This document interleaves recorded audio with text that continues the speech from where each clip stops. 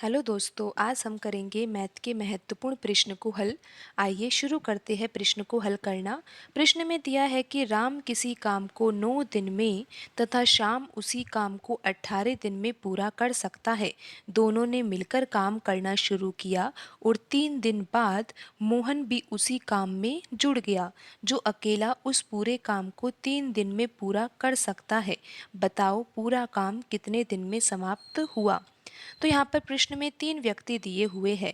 कौन कौन से? राम, दूसरा व्यक्ति है श्याम और तीसरा व्यक्ति है मोहन, जो 3 दिन बाद काम में जुड़ा है और राम और श्याम के साथ काम करने लगा है और काम को पूरा भी ये तीनों मिलकर ही करेंगे।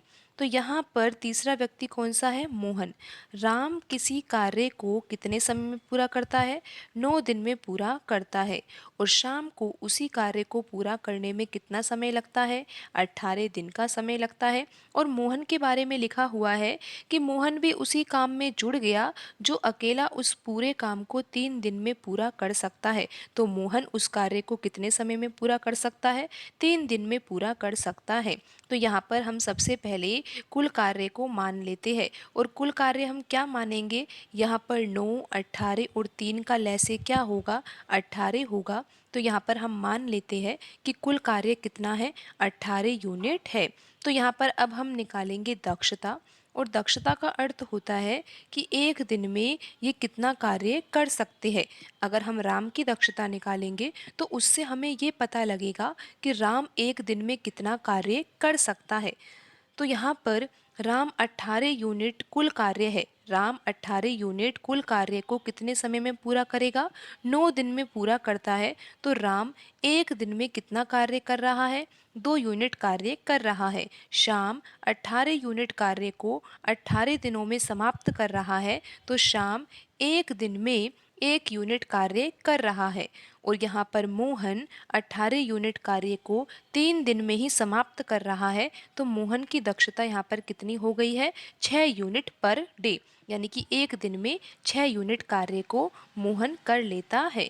तो यहाँ पर हम लिख देते हैं कि राम की दक्षता कितनी है? 2 यूनिट कार्य करने की है। श्याम की दक्षता है 1 यूनिट कार्य करने की एक दिन में। और मोहन की दक्षता है 6 यूनिट कार्य करने की।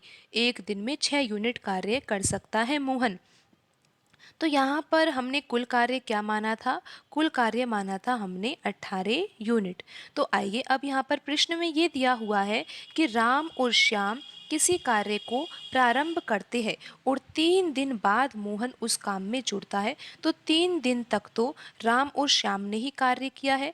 राम और श्याम अगर मिलकर कार्य करते हैं तो एक दिन में कितना कार्य कर लेते हैं? दक्षता से यही तो पता चलता है ना कि एक दिन में कितना कार्य किया जा सकता है।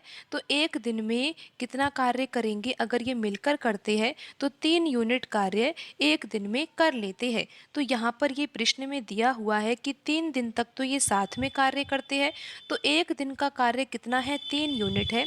तो 3 दिन का कार्य कितना हो जाएगा? 9 यूनिट हो जाएगा। तो अब आप ये समझ ही गए होंगे कि राम और श्याम मिलकर 3 दिन तक कार्य करते हैं तो 9 यूनिट कार्य तो समाप्त कर ही देते हैं। 3 दिन के बाद मोहन भी उसी काम में जुड़ जाता है। तो जब पहले राम और श्याम कार्य कर रहे थे, अब तीसरा व्यक्ति मोहन भी इनके साथ जुड़ गया है। तो अब ये तीनों मिलकर कार्य करेंगे। पर हम यहाँ पर अभी ये तो देखते हैं कि कार्य कितना शेष बचा है। कुल कार्य है 18 यूनिट, 9 यूनिट कार्य हो चुका है राम और श्याम के द्वारा। तो अब शेष कार्य बचा है 9 यूनिट का। बिल्कुल 18 यूनिट में से 9 यूनिट घटाएंगे तो कितना आ जाएगा? 9 यूनिट। 9 यूनिट कार्य अभी शेष बचा है। और 9 यूनिट कार्य अब कौन करेंगे? ये तीनों मिलकर करेंगे। और आप इनकी दक्षता से देख ही सकते हो कि अगर ये तीनों मिल जाते हैं तो एक दिन में कितना कार्य कर लेते हैं। यहाँ पर राम, श्याम और मोहन की दक्षता को हम जोड़ते हैं तो कितना आ रहा है? 9 आ रहा है। राम, श्याम और मोहन मिलकर एक दिन में 9 यूनिट कार्य कर सकते हैं और 9 यूनिट कार्य ही तो शेष बचा है। तो अगर ये तीनों मिल जाते हैं तो 9 यूनिट कार्य को एक दिन में पूरा कर लेंगे।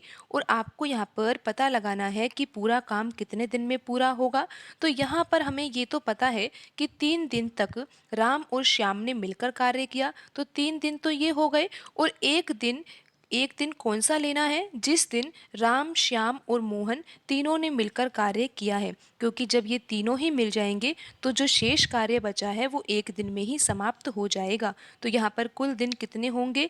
4 दिन होंगे। यहाँ पर जो ऑप्शन दिए हुए हैं उसमें से ऑप्शन बी में 4 लिखा हुआ है, तो यही सही आंसर होगा। आज की वीडियो में इतना ही, मिलते हैं अगली वीडियो में।